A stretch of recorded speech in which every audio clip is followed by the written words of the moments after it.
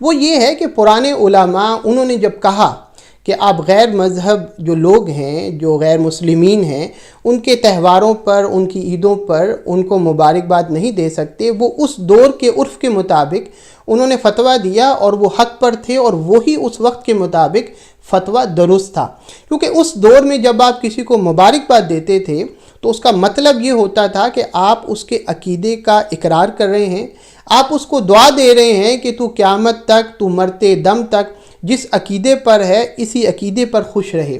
یہ اس دور کا عرف تھا۔ اس وجہ سے جب ہم تاریخ پڑھتے ہیں تو ہمیں نہیں ملتا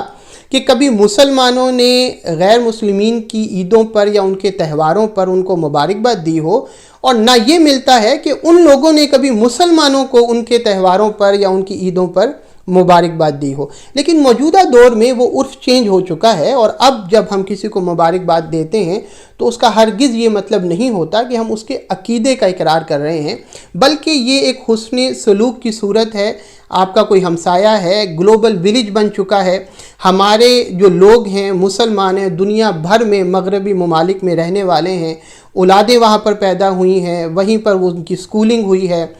ان کے کولیگس ہیں، آفیسز میں کام کرتے ہیں، ان کا دن بھر کا زندگی بھر ان لوگوں کے ساتھ اٹھنا بیٹھنا ہے، اور انسان معاشرتی ہے اور وہ اسی طرح معاشرے میں رہتا ہے۔ تو ایسی صورتحال میں اسلام ہمیں کیا سبق دیتا ہے، اور جب اس کی تناظر میں کہ اسلام کا اس بارے میں کیا نظریہ ہے، تو موجودہ دور کے علماء نے جب دیکھا تو انہوں نے دیکھا کہ وہ عرف جو پہلے تھا وہ اب نہیں ہے، اور ہمارے دور میں جو غیر مسلمین ہیں وہ ہماری عیدوں پر ہمیں مبارکباد دیتے ہیں،